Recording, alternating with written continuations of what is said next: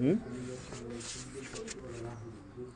হ্যাঁ, হয়তো এটা মুরাদ যে মিন খুবজিন কাত্তু আলা লাহমিন, জমা মুরাদ। কি মুরাদ? জমা, ওয়াও দিয়ে জমা করা হয়েছে। এর মানে হইল নবী সাল্লাল্লাহু আলাইহি সাল্লাম কোনো সময় ইচ্ছা মতো রুটি খাইতে পারছেন, বেশ রুটি ছিল, কিন্তু কি ছিল না? হ্যাঁ, রাহমুন ছিল না, রুটি খাওয়ার তরকারি ছিল না। আবার অনেক সময় এমন হইতে পারে যে হয়তো গুস্ত ইত্যাদি প্রচুর আছে, কিন্তু কি এর ব্যবস্থা নাই, রুটির ব্যবস্থা নেই। তাহলে আলাদা আলাদা কইরা হয়তো খাইতে পারছেন ভালোই, কিন্তু সাল্লাম কি হয়েছেন না, হুম, একসাথে খুব রুটিও আছে, আবার কিও আছে, গুস্তও আছে, এই দুইটার জমা কইরা মা সাবিয়া। ডিজাইনটা বুঝছো কথার? এই হইলো একটা ব্যাপার।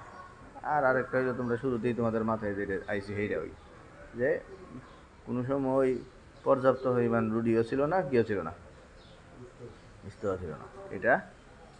আর আর একটা হইলো যেটা বললাম যে হয়তো রুটি ছিল পর্যাপ্ত, তখন গুস্ত ছিল না, অথবা গুস্ত পর্যাপ্ত থাকলে কি ছিল না, রুটি ছিল না। এখন কথা হইলো মা সাবিয়া মানে কি? হ্যাঁ, মানে খাওয়ার উম, খাইতে খাওয়ার কোনো সুযোগ ছিল না, নাকি সুযোগ ছিল কিন্তু খাইতেন না? তো দুইটা অনুযায়ী সামনের দুইটা ব্যাপার বোঝা যাইব। একটা হইল যে নবী সাল্লামের খাওয়ার ফুরসত ছিল না। আচ্ছা, আগে জফাফের অর্থ বুঝালো। এই জফাফ মানে হইলো অনুষ্ঠান। জফাফ মানে কি? অনুষ্ঠান, যেখানে নিজেরা নিজেরা শুধু খাওয়া দাওয়া করে না, প্রচুর মানুষজন খাওয়া দাওয়া করে। তাইলে এখন যদি এমন হয় যে নবী সাল্লাম রুটি গুস্ত এটা খাওয়ার সুযোগই ছিল না, নাই, বুঝছ, নাই যদি মুরাদ হয়, তাহলে জফাফে খাইতেন মানে নবী সাল্লাম যেই সময় অন্য কোথাও খাইতে যাইতেন, গালেবান এটা মুরাদ আর কি। রাগ হইতে পারে, কিন্তু গালেবান এটাই মুরাদ যে যখন নবী সাল্লাম কি করতেন, অন্য কোথাও খাইতে যাইতেন, তো কেউ দাওয়াত দিয়ে নিলে তখন তো আর এই সংকট থাকে না। এমনি সবসময় কই থাকতো, কি থাকতো, সংকট থাকতো। কিন্তু যখন এই সাল্লাম অন্য কোথাও খাইতে যাইতেন, এই খাইতে গেলে গিয়ে কি করতো, পেটটা ভরতো। খাইতে গেলে মোটামুটি পর্যায়ের পেট ভরার মতো রুটি এবং গুস্তের বন্দোবস্ত হইতো। এই হলো কি, হ্যাঁ, সাবি মা সাবি আর কি অর্থ করলে? হ্যাঁ, মা সাবিয়ার অর্থ যদি বলি যে উম, তৃপ্তি ভরে খাওয়ার বন্দোবস্তই ছিল না, সুযোগ ফুরসতই নাই, নাই এই জিনিস, সংকট।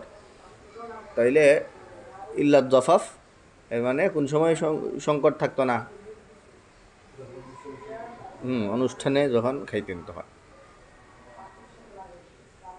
আর আরেকটা হইল নবী সাল্লাল্লাহু আলাইহি ওয়াসাল্লাম খাইতেন না, সুযোগ টুযোগের সংকটের ব্যাপার না, মা সাবিয়া মানে কি করতেন না, হ্যাঁ, এই খাওয়ান ফাইলে যা যদ্দুর ফারি একদম নাকে মুখে খায়া লই, এই অভ্যাস ছিল না।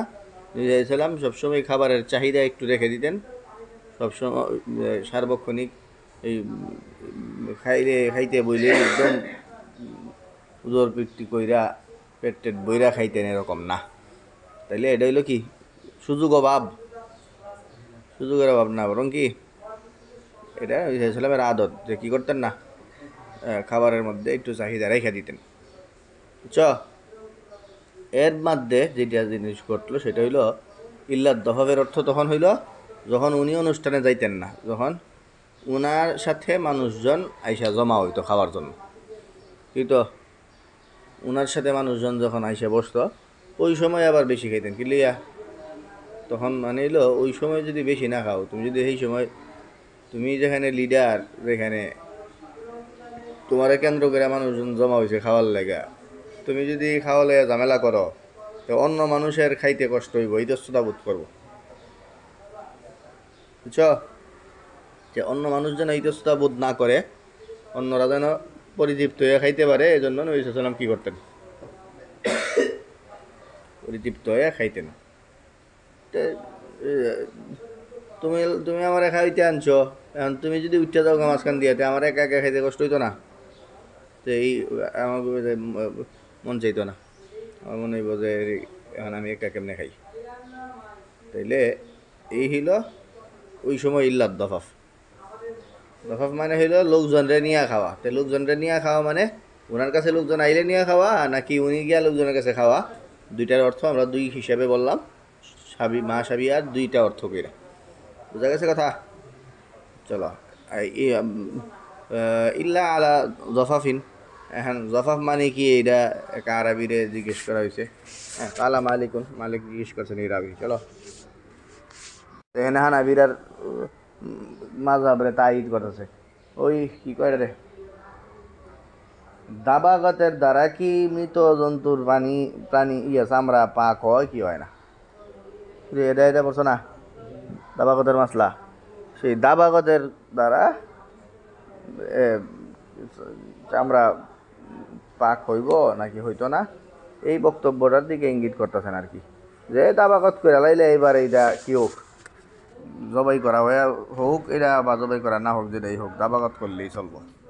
এই দাবাগত করলে যে চলবো, এই ব্যাপারটা বুঝাইতেছেন যে লা ইয়াদরিন নবী সাল্লাল্লাহু আলাইহি ওয়াসাল্লাম।